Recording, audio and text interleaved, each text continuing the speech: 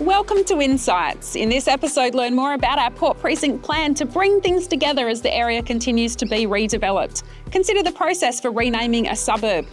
Learn about how we work in to support those experiencing homelessness and see the success of our increased dune maintenance program against invasive species. And we're here in Lightsview to talk about dogs.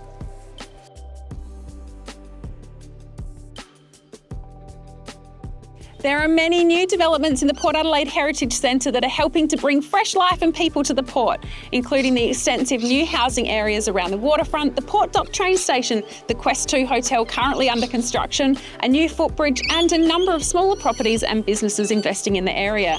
We've been developing a plan for the buildings the council owns around the Civic Precinct and Black Diamond Square to help with this ongoing rejuvenation and to best serve our community. We've been developing a precinct plan to guide future decision making around the use and redevelopment of these council-owned buildings. This plan will provide a clear long-term vision and framework for the heritage heart of Port Adelaide.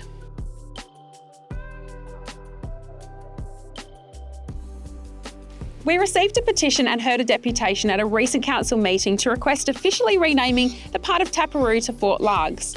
Those who petitioned council believe there's a rich history and affiliation with the name of the old fort and would like it to be retained. While this requires council support to progress further, the final decision lies with the Surveyor General, not with the council. We'll consult with the community to gather feedback on your level of support, with a report to be brought back to a future meeting to assist the council in deciding whether or not to submit an application. Check out our Participate PAE page for more information to ensure we capture your thoughts and opinions on this proposal.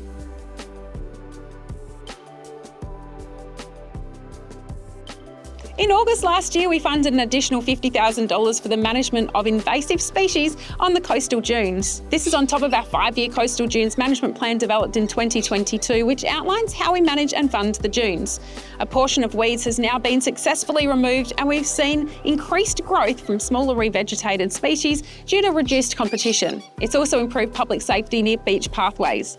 At the May Council meeting, Council decided to continue with this additional funding of $50,000 per year and to consider another $50,000 in the finalisation of this coming financial year's budget to increase the works of maintaining the growth in the dunes.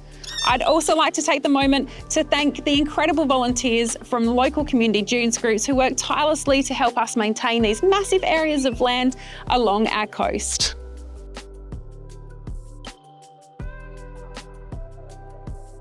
We recently received a petition requesting that South Parkway in Lightsview be made into an on-leash area for dogs.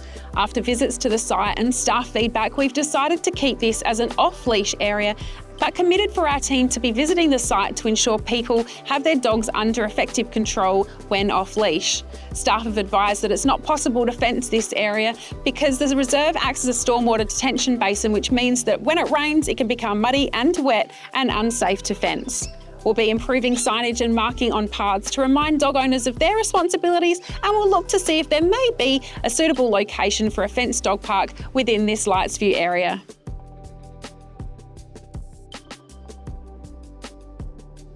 Recently, we've received a lot of comments about homelessness and the work we do in this space. The City of PAE employs a homelessness connections officer, and we partner closely with charities and service providers to ensure those who want support are receiving it.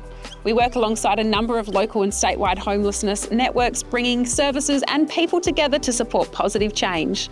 On the grounds, we provide clean-up services, youth support through our Reconnect program, food relief and social groups. We also work directly with residents, businesses and community members to address reports of homelessness.